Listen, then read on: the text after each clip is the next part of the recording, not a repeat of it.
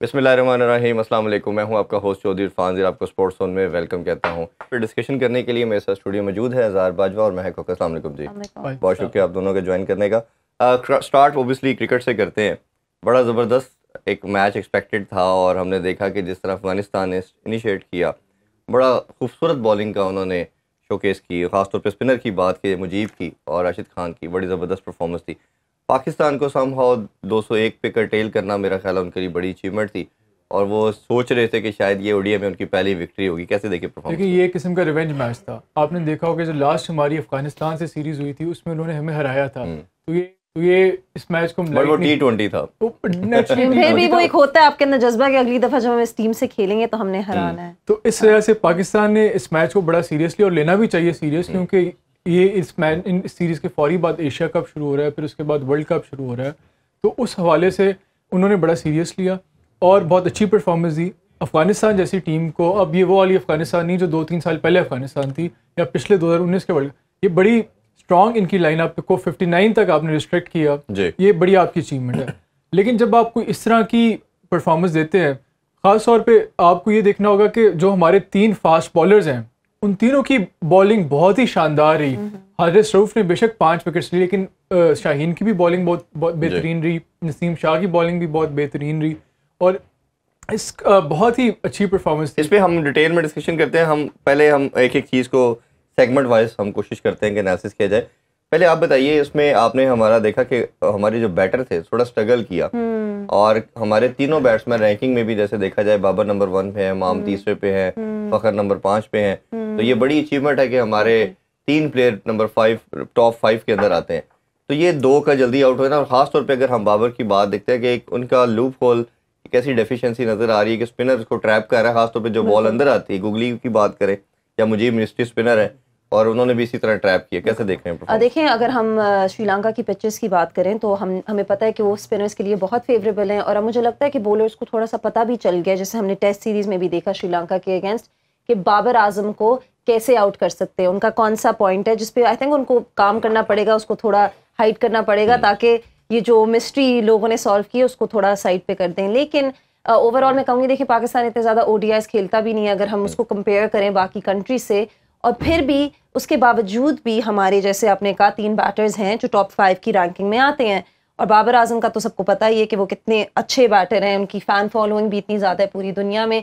ठीक है वो डक पे आउट हुए, लेकिन उन्होंने भी खुद कहा, देखें that's a part of the game. आपका हर दिन हमेशा हर मैच में आप बहुत ही सुपरबली परफॉर्म नहीं कर सकते। विराट कोहली भी डक पे आउट होते हैं। डक पे आउट होना सेपरेट चीज है, बट अगर एक ही तरह से बॉलर से और एक तरह की बॉल पे आप आउट हो रहे हैं तो वो एक, आई थिंक ये अवेयरनेस बाबर आजम को भी आई एम श्योर आ गई होगी और उन्होंने यही कहा था कि I am working on getting stronger every day, और उन्होंने ये भी कहा था कि पॉजिटिव रहना बहुत जरूरी है। और इस तरह की सिचुएशन हम तो उससे एग्री कर रहे हैं कि बाबर जितनी प्रैक्टिस करते हैं कोई नहीं करता, नंबर 1 भी है, बट लेकिन सिर्फ प्रैक्टिस की बात नहीं होती। देखें, आपको टैक्टफुली, आपको स्ट्रैटेजी दिमाग में रख के अब आप माइंडलेसली प्रैक्टिस करते रहे, मेहनत करते रहे, तो आपको कोई उसका सिला नहीं मिलने वाला। लेकिन डिस्पाइट ऑफ एवरीथिंग, जिस तरह महक ने कहा, ये वर्कआउट नहीं कर रही बाबर के लिए चीज़, और हम देख रहे हैं कि ये एक सब तमाम टीमों ने इस पे काम करना शुरू कर दिया। हमने लंदन प्रीमियर लीग के अंदर भी देखा कि स्पिनर बाबर के लिए आते थे और उनको आउट कर देते थे, और ये 2-3 साल से राशिद खान की एग्जाम्पल है, बाकी स्पिनर की देखे तो ये एक बड़ा एक उन्होंने पकड़ लिया, जैसे जिसे कमजोरी कहना चाहिए कि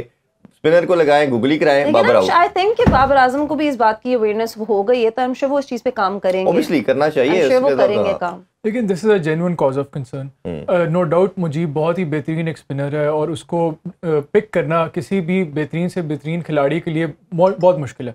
उसके अलावा बाबर आजम जब हमारा टीम कैप्टन है और हमारी टीम का सबसे बेहतरीन बैट्समैन है, रैंकिंग्स के हवाले से भी हर तरह से, जब वो चीपली आउट हो जाता है तो उसका प्रेशर पूरी टीम पे पड़ता है। And this is a genuine cause of concern. बेशक बाबर ने लंदन प्रीमियर लीग में एक सेंचुरी बनाई है, लेकिन उनका ओवरऑल जो परफॉर्मेंस रही है लंदन प्रीमियर लीग में कोई बहुत अच्छी नहीं रही, जिसका एक बहुत ही जो टेस्टमेंट ये है कि उनकी जो टीम है उसने इवन टॉप 4 में भी नहीं फिनिश किया लंदन प्रीमियर लीग में।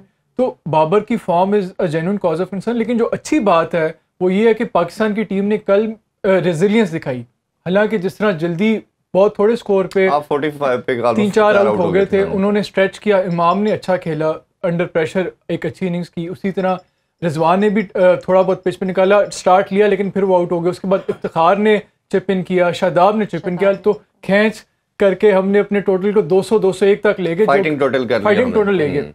और जो एक ट्रेंड नजर आया हमें कल दोनों मैचेस में, जहां अफगानिस्तान के स्पिनर्स हमारे लिए खेलना मुश्किल हो रहे थे, वहां अफगानिस्तान के लिए हमारे फास्ट बॉलर्स खेलना मुश्किल हो रहे थे। उनकी मेजॉरिटी ऑफ विकेट्स हमारे स्पिनर्स ने ली, हमारी मेजॉरिटी ऑफ विकेट्स उनकी मेजॉरिटी ऑफ विकेट्स हमारे फास्ट बॉलर्स ने ली, हमारी मेजॉरिटी ऑफ विकेट्स उनके स्पिनर्स ने ली। तो ये शो करता है कि जो इस टाइम अगर तो कंडीशंस फास्ट बॉलर्स के लिए थोड़े से भी कंड्यूसिव रहे वर्ल्ड कप और एशिया में, तो हमारा जो पेस बैटरी है, this is definitely one of the best.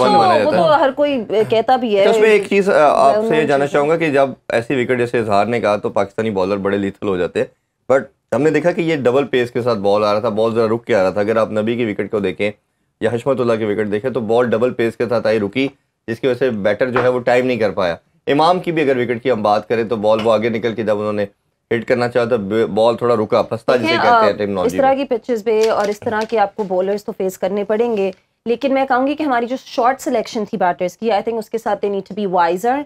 I am sure ये इस चीज़ से सीखेंगे भी, उनको भी अवेयरनेस होगी। आई एम श्योर बाबर आजम भी उनको बताएगा और उसको अपने बारे में भी पता होगा। ऐसे पिचेस पे और ऐसे कंडीशंस में आपको शॉर्ट सिलेक्शन, जनरली भी आपको शॉर्ट सिलेक्शन के साथ बहुत केयरफुल होना पड़ता है। आई थिंक कि हमारी पेस अटैक की वजह से, क्योंकि सबको पता है कि Pakistan has possibly the best bowling attack in the world, और जो हमारे 3 पेसर्स हैं, हमारे जो पेस ट्रियो अब उनको कहा जाता है, आपके पास हारिस रऊफ है, शाहीन शाह अफरीदी हैं और नसीम शाह हैं। तो आई थिंक उनकी वजह से हम ये मैच ले गए, क्योंकि जो 201 था वो इतना अच्छा टोटल बिल्कुल भी नहीं था। आई थिंक जिस तरह हम बैटिंग कर रहे थे पाकिस्तान की रिलेटिवली अगर कंपेयर किया जाए बाकी चीज़ों से, तो बैटिंग ही वीक है।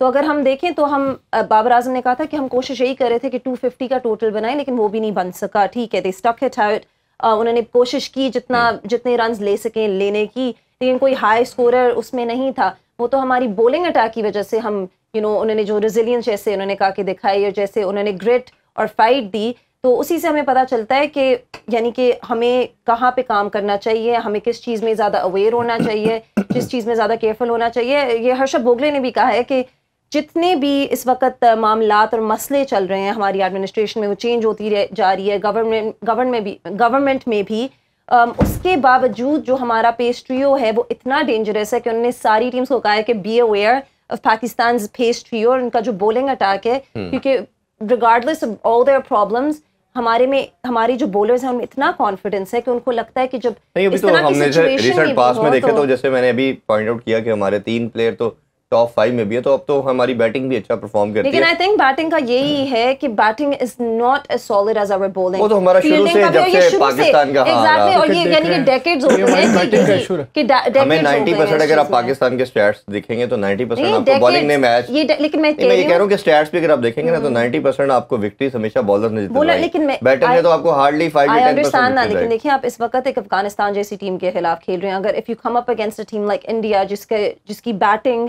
लाइनअप इतनी स्ट्रांग है, तो हमें अगर इतने अरसे से, इतने डेकेड से हमें पता है कि यही चीज़ है, पाकिस्तान की बॉलिंग अटैक स्ट्रांग है, बैटिंग उतनी स्ट्रांग नहीं है, फील्डिंग भी उतनी स्ट्रांग नहीं है, तो आप फिर उन चीज़ों पे काम करें ताकि आपको पता है कि हमारी उसी चीज़ पे आप इंप्रूवमेंट ला सकते हैं जो आपके लिए वर्ल्ड कप भी आप ऑब्वियसली आपको जब कोई भी इवेंट जीतना है या मैच जीतना तो आपको हर शोबे में परफॉर्म करना पड़ता है। अच्छा, थोड़ी सी पाकिस्तान बॉलिंग की अगर बात करें तो हमें ये एक चीज़ तो नज़र आ रही है, शाहीन नई बॉल से विकेट्स लेते हैं और बड़े लीथल हैं। ग्रेजुअली हम देख रहे हैं कि थोड़ा सा पेस इनका इंक्रीज भी हुआ है दोबारा सिंजी के बाद जब से इन्होंने कम बैक किया, बट अभी भी वो चीज़ नहीं हमें नज़र आई। अगर हम देखें तो 140 से कम नॉच की बॉल कर रहे हैं, एक्सेप्ट हारिस रऊफ अगर देखें तो वो कंटिन्यूसली 145 प्लस नॉच की बॉलिंग करता रहा, तो उसका रिजल्ट भी हमें नज़र आया। नसीम शाह भी एक सर्टन पेस 140 के करीब की बॉल करते रहे। अब जैसे थोड़ा सा स्पेल 2-3 ओवर के बाद होता है, तो शाहीन के ऊपर आज भी मेरी कई क्रिकेटर से बात हुई, उनका था कि अभी वो उस चीज़ को गेन कर रहा है, अभी तो प्रॉपर्ली गेन नहीं किया और 2 ओवर्स के बाद वो उतने लीथल नहीं रहते, इवन सेकंड ओवर में उन्होंने 2 विकेट्स भी ली। तो आपने कैसे देखा उनकी बॉलिंग को? आपने बहुत ही राइटली पॉइंट आउट किया है कि शाहीन न्यू बॉल के साथ तो बहुत ही डेंजरस है, और जब वो उनका दूसरा स्पेल होता है later down the tail end of the innings, वो इतना इफेक्टिव या इतने वो पोटेंट नहीं होते। लेकिन अगर हम ओवरऑल आपका बॉलिंग लाइनअप देखें तो पेस के हवाले से हमें कोई मसला नहीं। पेस में एज अ कॉम्बिनेशन, जिस तरह बैट्समैन में आप एज अ पार्टनरशिप परफॉर्म करते हो, इसी तरह बॉलर्स भी एज अ पार्टनरशिप परफॉर्म। जब आपकी पेस जो पेस बॉलर्स हैं आपके, जिसमें नसीम है, हारिस रऊफ है और शाहीन शाह अफरीदी है, एज अ कंप्लीट पैकेज ये बहुत ही पोर्टेंट पेस अटैक है, दुनिया का बेहतरीन है। मेरे ख्याल में जो कल एक सिलेक्शन टीम सिलेक्शन के हवाले से जो चीज़ जो आर्ग्यूबली जिस पे क्वेश्चनेबल था कि आपने मीर हमजा और शादाब खान दोनों एक ही तरह के बॉलर्स हैं। नो डाउट मीर हमजा ने 100 में अच्छी परफॉर्मेंस दी है तो उसको चांस देना चाहिए, लेकिन अगर आप शादाब खिला रहे हो तो फिर आप वहाँ पे शादाब की जगह जब आपके पास सलमान आगा की फॉर्म में ऑलराउंडर है तो आप एक साउथ शकील को अपॉर्चुनिटी दे सकते थे या अब्दुल्ला शफी को एक एक्स्ट्रा बैटर डाल के अपॉर्चुनिटी दे सकते थे ताकि आपकी जो बैटिंग लाइन और ज्यादा स्ट्रेंथन हो। या नवाज आपका रेगुलर प्लेयर था, आप वैरायटी ऐड कर सकते थे लेफ्ट और राइट का तो एक दो सिमिलर किस्म के बॉलर। मैं ये नहीं कहता, आई एग्री कि आपको मीर हमजा को चांस देना चाहिए, उनकी 100 में बहुत बेहतरीन फॉर्म रही है, लेकिन अगर आप शादाब को खिला रहे हो तो उसके साथ 2 लेग स्पिनर और खिलाना, उसके साथ मीर हमजा को खिलाना, 2 लेग स्पिनर खिलाना आपकी ओवरऑल बॉलिंग का जो बैलेंस है उसको इफेक्ट करता है। मैं एक चीज ऐड करना चाहूंगी जो मैं आपसे बल्कि पूछना चाहती हूँ, आपने बॉलिंग की बात की और पेस की बात की, तो जो हारिस राउफ है कल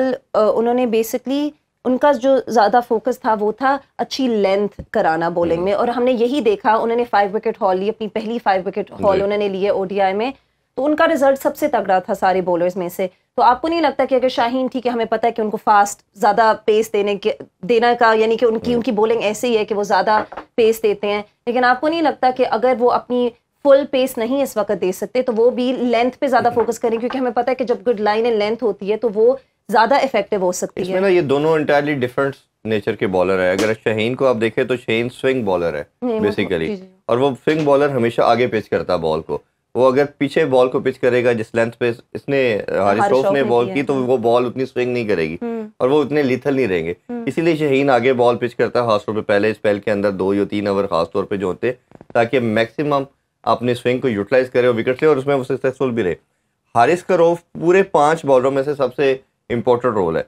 उसकी रीजन ये है कि ये सेंटर में आते हैं कि जैसे आपके ऑलमोस्ट 8 या 9 ओवर हुए तो ये फर्स्ट चेंज के तौर पे आते हैं और दरमियान में भी ओवर करने हैं, इन्होंने डेथ ओवर के अंदर भी ओवर्स करने हैं। तो इनके लिए अगर इनकी लेंथ अगर जैसे शुरू में अगर याद होगा तो हारिस राउफ शुरू में विकेट टेकर तो ये शुरू से रहे हैं, बट ये शुरू में रन बहुत कंसीड करते थे, बहुत इनके रन होते थे क्योंकि अपनी लेंथ को जब ऑल्टर करते थे इनके अगेंस्ट हिटिंग होती थी और विकेट टेकर हमेशा रन भी लीक करता है। तो अब इन्होंने एक वर्कआउट जो किया है 1 साल के अंदर कि इन्होंने अपनी लेंथ पे बड़े परसिस्टेंट हो गए हैं, पेस इनका हमेशा इंप्रूव करता जा रहा है और ये तगड़े भी हो गए, मसल भी अब स्ट्रॉन्ग हो गए हैं। तो अब ये सर्टन जिस लेंथ पे बॉल कर रहे हैं अब आप देखें कि गुड लेंथ पे ये बॉल करते रहे और कंटिन्यूसली उसी लेंथ से विकेट्स भी लेते रहे। आपको क्या लगता है कि शाहीन शाह अफरीदी को क्या करना चाहिए अगर वो अपनी फुल पेस के साथ बॉलिंग नहीं कर पा रहे हैं जब से वो वापस आए हैं इंजरी से? ऑब्वियसली ये इंजरी बड़ी डेंजरस किस्म की इंजरी होती है और टेक सम टाइम। और मेरी तो कुछ प्लेयर से बात हुई, उन्होंने कहा ये तो 8-10 मंथ की गेम भी होती है, और बट ये अभी यंग है इसी वजह से जल्दी रिकवर भी कर गया और इसी वजह से ये इसकी आ रहा है। और मेरा ख्याल है ये जितना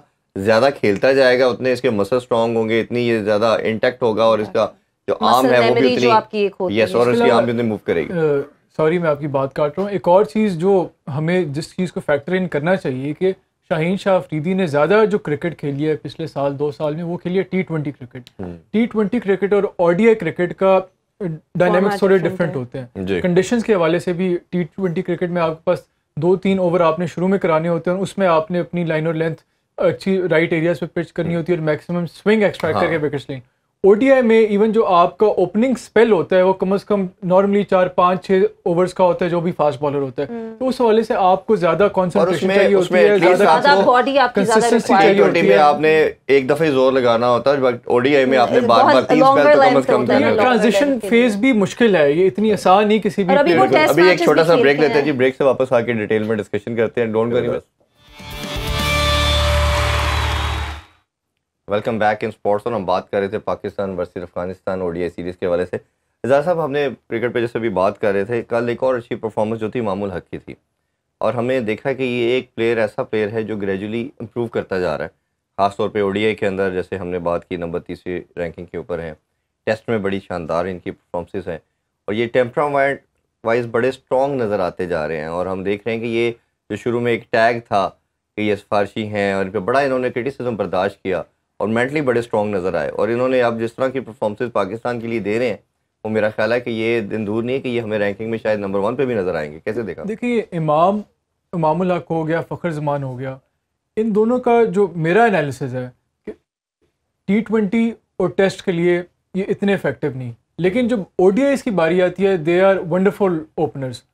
T20 के लिए they can not play as quick as is the requirement of the T20s for test cricket. They are improving, लेकिन अभी भी फ़खर जमान और इमाम का वो वाला टेम्परामेंट नहीं जो शायद अब्दुल्ला शफीक में हमें नज़र आता है। तो ODI स्पेशलिस्ट हैं ये दोनों, और ODI के पॉइंट ऑफ व्यू से ये दोनों बहुत ही बेहतरीन ओपनर्स हैं, और we are lucky to have them both in our team and in good form as well. आपने देखा होगा कि न्यूजीलैंड के खिलाफ भी ना सिर्फ इमाम की अच्छी परफॉर्मेंस थी, फ़खर की भी बहुत बेहतरीन थी। अब जो अच्छी चीज़ है, जिस चीज़ को हमें ट्राई करना चाहिए, आर्गुएबली हमने इस चीज़ को टेस्ट करना चाहिए ख़ास तौर पे इस सीरीज़ में, क्या अब्दुल्ला शफीक उसको हम अपने टॉप ऑर्डर का ODI टीम में हिस्सा बना सकते हैं कि नहीं। अगर तो अब्दुल्ला शफीक अपनी टेस्ट क्रिकेट वाली फॉर्म को, टेस्ट मैचेस वाली फॉर्म को ODI में ट्रांसलेट कर पाते हैं, और ख़ास तौर पे जब हमें बाबर की फॉर्म थोड़ी डाउटफुल लग रही है, as a one down option Abdullah Shafique या फ़खर जमान को वन डाउन ले आए, इस तरह का हमें एक्सपेरिमेंट लाजमी करना चाहिए अगले 2 मैचेस में, और अब्दुल्ला शफीक को ट्राई करना चाहिए, क्योंकि कोई भी टीम सिर्फ एक बैट्समैन पे। मैं इसमें एक चीज़ आपसे ऐड करना चाहूँगा। अब्दुल्ला शफीक को जब पीछे खिलाए भी गए ODI मैचेस, उनको नंबर 4 पे खिलाया गया, रिजवान नंबर 5 पे खेल रहे थे। रिजवान ने प्रेस कॉन्फ्रेंस में कह दिया जी कि मेरी ख्वाहिश तो है नंबर 4 पे खेलना। अब जब नंबर 4 पे रिजवान खेला तो ओबियसली जगह वैसे ही ख़त्म होगी अब्दुल्ला शफीक की, क्योंकि वो टॉप ऑर्डर के बैट्समैन है, मिडिल ऑर्डर के तो बैटर है ही नहीं। अब जब मिडिल ऑर्डर की बात आती है तो फिर आपको ओबियसली आपके पास नंबर 1 चॉइस इफ्तिखार और सलमान अली आगा आ जाते हैं, क्योंकि उन्होंने ओबियसली जितनी परफॉर्मेंसेज उनकी हैं वो मिडिल ऑर्डर और लेट मिडिल ऑर्डर के अंदर है। तो आपको ये लगता नहीं है कि ये कहीं ना कहीं उनको एडजस्ट करने के लिए किया जा रहा है, और रिजवान अगर डिमांड कर रहा है कि मैंने 4 पे खेलना तो उसको 4 ही दिया जा रहा है?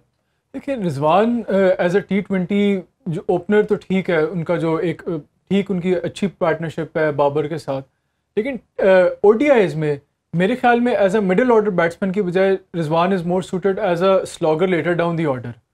उस हवाले से अगर आपने अब्दुल्ला शफीक जो है, आपके पास एक ऑप्शन है जो कि एस्टैब्लिश्ड ओपनर है, who has consistently performed greatly in test cricket, उसको आपको ODI लॉन्गर फॉर्मेट में लाजमी मौका देना चाहिए और एट नंबर 3 पोजीशन मौका देना चाहिए, क्योंकि जब आपने देखा कि बाबर आजम की फॉर्म में थोड़ा हमें डाउट नज़र आ रहा है, तो आपको एक ऐसा टॉप ऑफ द ऑर्डर, और अब्दुल्ला शफीक की नंबर 4 या नंबर 5 जगह नहीं है। अगर आपने अब्दुल्ला शफीक को टीम में लेके आना है तो आप उसको टॉप 3 में लेके आए। अगर आप उनको मिडिल ऑर्डर में लेके आ रहे हैं, लोअर मिडिल ऑर्डर में लेके आए, तो आप अब्दुल्ला शफीक को भी ज़ाया कर रहे हैं और टीम को भी उसका कोई उतना फ़ायदा नहीं होगा। लेकिन मेरा ख्याल है नंबर 4 के स्पॉट पे वो चल सकते हैं। आपसे भी सेम ये जानना चाहूँगा कि अब्दुल्ला शफीक ने इन्हीं कंडीशन के अंदर बड़ा अच्छा परफॉर्म किया, और हमने देखा टेस्ट के अंदर भी 2 सेंचुरी, डबल सेंचुरी श्रीलंका की कंडीशन के अंदर थी।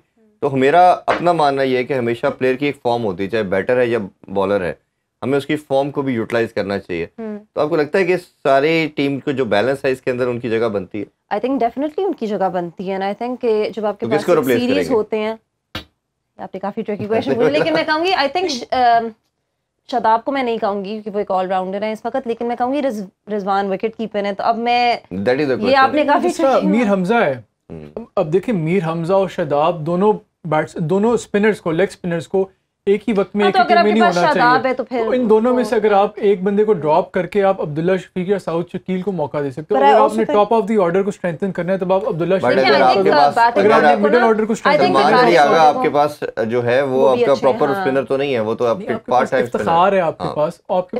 आई थिंक इफ्तिखार जो है वो एक बहुत अच्छी ऑप्शन है as a middle order batter. मैंने ये पहले भी कहा है कि हमारा जो मिडिल ऑर्डर है उसको तगड़ा होने की बहुत ज़रूरत है। Pakistan has been searching for strong middle order batters for quite a while now. I think Iftikhar Ahmed ने अपने आप को प्रूव भी कर दी है पिछली सीरीज़ में न्यूजीलैंड के खिलाफ कि वो T20s में भी ODIs में भी as a middle order batter ही इज़ ब्रिलियंट। मैं ये ज़रूर कहूँगी कि साउथ शकील को मौका देना चाहिए। उन्होंने कभी अभी टेस्ट में तो हमें पता है कि वो कितना तगड़ा खेल सकते हैं, कितने बड़े एसेट हैं पाकिस्तान के लिए, और इस सीरीज़ में अफगानिस्तान के अगेंस्ट उनको मौका देना चाहिए। और मुझे लगता है कि शायद अगले ODI में उनको मौका मिलेगा। लेकिन आप मुझे बताएं कि आपको क्या लगता है कि कौन से बैटर को मौका मिलना चाहिए जो आकर पाकिस्तान की जो बैटिंग लाइनअप है उसको ज़्यादा तगड़ा और स्ट्रॉन्ग कर सकती है? मैं अगर टीम जिस तरह बनाई, आपकी 11 तो यही बनती है लड़कों की। मैं उसमें ओबियसली अगर आप किसी बड़ी टीम के साथ खेल रहे हैं तो आप नवाज को भी ऐड इन करेंगे, क्योंकि नवाज आपको चाहिए, वो बैटिंग भी अच्छी कर लेते हैं। तो सामा मीर की निस्बत आप उसको प्रेफरेंस देंगे। आपको जैसे ये अफगानिस्तान की सीरीज है, आगे आपके पास अगर एशिया कप की बात करें तो आपका नेपाल के साथ मैच है या दूसरों के साथ मैच है, ऐसी टीमें जो ज़रा हल्की हैं। तो आपने अपने प्लेयर को बनाना है, तो उसमें बनाने के लिए मेरा ख्याल है इफ्तिखार आपका एक एस्टेब्लिश कमोडिटी है। इफ्तिखार को आप डगआउट में बैठाएं कि एक हमारे पास एक प्रिपेयर्ड कमोडिटी मौजूद है, आप चांस दें, साथ प्रिपेयर करें अब्दुल्ला शफीक को और ऐसी टीमों के खिलाफ खिला के उसको कॉन्फिडेंस दें, उसको लेके चले। उसका फायदा ये होगा कि आपका प्लेयर रेडी हो जाएगा। आप प्रायोरिटी अगेन जब बड़ा मैच आए इफ्तिखार को दे, लेकिन आपकी बैकअप के ऊपर एक ऑप्शन अवेलेबल हो और कभी भी आपको सडन जरूरत पड़ेगी कि कैसा बैटर जिसने रिप्लेस करना है, आपको लगता है किसी कि को और आ सकता है। Lack of match practice effect कर सकती है इफ्तिखार नहीं, नॉट रियली। एक्सपीरियंस तो उनकी साइड पे है ही है, मैं कह रहा हूँ कि एक्सपीरियंस है और ऑलरेडी वो पास में बड़ा परफॉर्म कर चुके हैं और हमारी मिडिल ऑर्डर के लिए सबसे बेस्ट चॉइस वही बनते हैं। तो आप उनको बैठा के इन लड़कों को इसी तरह बनाना पड़ता है। डेफिनेटली चांस अगर आप साउथ शकील का आप क्या सोचते हैं? देखिए, साउथ शकील भी बहुत अच्छी कमोडिटी है, बट अभी जो ओडीआई के अगर सर्कमस्टांसेस या टीम का जो फ्रेम है उसको अगर आप देखेंगे तो उनके पास उस तरह की बड़ी शॉट्स नहीं है। अब्दुल्ला शफीक को मैं इसलिए थोड़ा एज दे रहा हूँ साउथ शकील की निस्बत कि अब्दुल्ला शफीक के पास बड़ी शॉट्स भी है। यस, वो तेज भी खेलते हैं, उनके पास बड़ी शॉट्स भी हैं। आपने क्योंकि आपने जब आपको थोड़ा सा जब आप 10-15 ओवर खेल लेते हो तो ग्रेजुअली आपने एक्सेलरेट करना है, आपने स्कोर को हाई करना। तो एक्सेलरेट करने के लिए आपको बड़ी शॉट्स चाहिए, तो ये उसमें साउथ शकील थोड़ा लैग करेंगे। तो साउथ शकील वैसा प्लेयर जो नंबर 4 पे सूटेबल है, बट ओबियसली नंबर 4 है नहीं है, तो आपको आइडियल कंडीशन ये है कि उनको भी साथ लेके चलें, आपको बहुत बड़ा एसेट है। बट अब्दुल्ला शफीक को ऑन एंड ऑफ चांस देना पड़ेगा। इधर मैं एग्जांपल अगर कोट करना चाहूँ तो इसका सबसे बड़ा प्रेसिडेंट हमारे पास इंग्लैंड का है। इंग्लैंड के पास जैसे अगर आप देखें तो बेरेस्टो भी होते थे, बटलर भी थे, तो वो दोनों को ऑन एंड ऑफ खिलाते थे, कभी एक को उसको खिलाया कभी उसको खिलाया, तो दोनों को वो 8-10 साल उन्होंने कैरी किया। हमारा ये प्रॉब्लम ये है, जैसे हारिस लड़का है तो हारिस को हमने कभी खिलाते नहीं, खिला दिया तो फिर दोनों को ओपनर कीपर खिला देते हैं। तो आपको ऑन एंड ऑफ खिलाना चाहिए हल्की टीम के अगेंस्ट। हल्की टीम आ गई है, आप चाहें जी हारिस खेले, रिजवान को सिक्योर होना चाहिए, अपने दिल गुर्दे को बड़ा करे। हारिस है, उनको अपना दिल गुर्दा बड़ा करना चाहिए, उनको डगआउट में बैठना चाहिए, टीम मैनेजमेंट को उनको कॉन्फिडेंस देना चाहिए। अनफॉर्चुनेटली हमारे कल्चर में ये ट्रेडिशन नहीं है। इसी तरह शाहीन को बैठना चाहिए। आपके जब लड़के साथ ट्रैवल कर रहे हैं तो आप प्लेयरों को ऐसे बनाते हैं। शाहीन हमारी नंबर 1 कमोडिटी है, शाहीन को चाहिए हल्का मैच आ गया वो थोड़ा रेस्ट करे। ऑब्वियसली आपको प्रैक्टिस भी चाहिए होती है, बट आई थिंक एक आधे मैच में बैठ के आप कर सकते हैं। पाकिस्तान में जैसे आपने कहा ये कल्चर है सिर्फ क्रिकेट में नहीं बल्कि सारी स्पोर्ट्स में कि वो चाहते हैं कि बस टीम स्पोर्ट भी हो तो वो कहेंगे बस मेरा नाम आ गया, मेरा, जो आई थिंक बहुत ही गलत मेंटालिटी है, क्योंकि जब आप एक टीम के लिए खेल रहे होते हो तो आप ओवरऑल सोचते हो, अपने बारे में नहीं सोचते। मेरा मानना ये है कि कहीं ना कहीं आपकी जो कोच है या कैप्टन है उसका बहुत रोल है कि वो अपने प्लेयर को कैसे गेज करता है, मैनेजमेंट कैसे, अपना बोर्ड कैसे अपने पुट करता है, वो कैसे कॉन्फिडेंस देगा बात करके। देखिए कम्युनिकेशन गैप जब आता है ना, हम कंटिन्यूसली 1 साल से तो ये भी मेरे साथ शोज कर रहे हैं, हम ये बात कर रहे हैं कि हमारा सीनियर प्लेयर अपनी जगह छोड़ने को तैयार ही नहीं है। वो कहता है हल्के से हल्का मैच भी मैंने खेलना है, कोई चीज नहीं छोड़नी। इसी की कड़ी जो आपकी कनेक्ट हो रही है, अभी जो आपके सेंट्रल कॉन्ट्रैक्ट भी आ रहे हैं, लड़के क्यों मैच नहीं छोड़ना चाहिए? एक तो फाइनेंशियली पैसे ज्यादा आएगा, दूसरा ये है कि अगर कोई बच्चा परफॉर्म कर गया तो कहीं हमें रिप्लेस ना कर दे सेंट्रल कॉन्ट्रैक्ट में। और आप उसकी एग्जांपल देख लें कि एक र्यूमर मार्केट में आई थी कि शायद लड़कों ने रिफ्यूज कर दिया कि हम एशिया कप नहीं खेलेंगे, तो अभी chairman management committee Zaka Ashraf साहब को श्रीलंका जाना पड़ा और वो जाके अभी चीज़ों को नेगोशिएट कर रहे हैं, बात कर रहे हैं कि ये मसला हल हो चुके। इट्स मीन कि काफ़ी सीरियस कंसर्न था। चले इसी हवाले से ही आपसे जान लेते हैं कि ये सेंट्रल कॉन्ट्रैक्ट का जो मसला है, ये सारी दुनिया ऑब्वियसली इसको डील करती है और लेके चलते हैं। हमारे इधर हाँ कम्युनिकेशन गैप इतना ज़्यादा बढ़ चुका है कि ये प्रॉब्लम आना शुरू हुआ। ये 1.5 मंथ की डिस्कशन है। हम देखते हैं कि अगर हमारी PSL की फ्रेंचाइज का प्रॉब्लम आता है PCB के साथ, मैटर सॉल्व नहीं होता, कोर्ट्स में चले जाते हैं। हाई कोर्ट कहता है कि खुदा के वास्ते अपने मसले को सेटल डाउन करो, अब हमें अपने अफेयर में क्यों लेके आ रहे हो। बड़ी मुश्किल से वो सेटल डाउन होता है। आपको ये हल होता नज़र आ रहा है? देखिए इसमें पहले जो 15-20 साल पहले देखें तो जो आपके बोर्ड्स होते थे, क्रिकेट बोर्ड, चाहे वो ऑस्ट्रेलिया का था, ECB था, BCCI था या साउथ अफ्रीका का था, उनके पास बहुत ज़्यादा पावर्स होती थी और बहुत ज़्यादा मोनोपोली होती थी क्योंकि प्लेयर्स टोटली उन पे रिलायंट होते थे। जो आजकल का दौर है, जब से फ्रेंचाइज क्रिकेट आई है, फ्रेंचाइज लीग्स आई हैं, उसके बाद प्लेयर्स के पास और बहुत ज़्यादा ऑप्शंस आ गई हैं। इस हवाले से वो अपने करियर के लिए, अपनी परफॉर्मेंस के लिए, अपने आप को मनवाने के लिए किसी भी बोर्ड पे बहुत ज़्यादा डिपेंडेंट नहीं रहे। तो बोर्ड को भी चाहिए कि मेरे ख्याल में जो आपको मॉडर्न एरा के मुताबिक आपको इस चीज़ को फैक्टर इन करना चाहिए कि जो आप पहले अपनी अथॉरिटी एक्सरसाइज करते थे प्लेयर्स पे और आप एक्सपेक्ट करते थे कि वो उस अथॉरिटी को उसी तरह से मानेंगे, आजकल के दौर में वो पॉसिबल नहीं। इस हवाले से उन्हें भी अपनी स्ट्रैटेजी को थोड़ा इस तरह से बनाया जाए कि वो प्लेयर्स को इंसेंटिवाइज करें रादर देन पीनलाइज करें। अच्छा, उसमें अब 2 चीज़ें जो मेरे राय के मुताबिक बोर्न ऑफ कंटेंशन बनी हुई हैं। एक तो ये है कि इनके कमर्शियल राइट्स भी लिए जा रहे हैं। कुछ प्लेयर्स का ये मानना ये है कि चलें आप उस हद तक तो चलें, आप हमें ऑथराइज कर रहे हैं, कमर्शियल राइट्स हमारे पास होने चाहिए, उसको हम अपने आप को खुद सेल आउट करें। इस तरह एक तो ये प्रॉब्लम है। दूसरा ये है कि उसमें ये बात की जा रही है कि सिर्फ 2 लीग्स अलाउ होंगी पर ईयर। अब जितनी ज़्यादा लीग हो रही है आप सबके सामने है, at a time her month कहीं ना कहीं, हाँ, तो वो उसको वो अलाउ नहीं करें। तो वो लड़के कहते हैं जब हम इतनी लीग छोड़ेंगे और आपको ये पता है कि फाइनेंशियली वो बहुत ज़्यादा पे करते हैं, तो प्लेयर कहता है कि मेरी डिमांड है, मुझे वो पैसे दे रहे हैं और आप हमें सिर्फ 2 लीग की हद तक उसमें आप रिलक्टेंट है कि उससे आगे हम जाके नहीं खेल सकते। तो ये उस लिहाज से आपको लगता है कि ये ज्यादती है प्लेयर के साथ? देखिए आई थिंक, और सेकंडली इसमें ये कि $1 का भी इशू आ गया, ये भी डॉलर की कन्वर्जन रेट बहुत बढ़ गया। सबसे पहले जो इस सारी डिबेट से पहले हमें क्वेश्चन ये करना चाहिए कि क्या लीग्स खेलने से, फ्रेंचाइज लीग खेलने से प्लेयर्स को फायदा या नुकसान है, इस बारे में डिबेट होनी चाहिए। अब आजम खान है, he is a product of franchise league cricket, Ehsanullah है, he is a product of franchise cricket.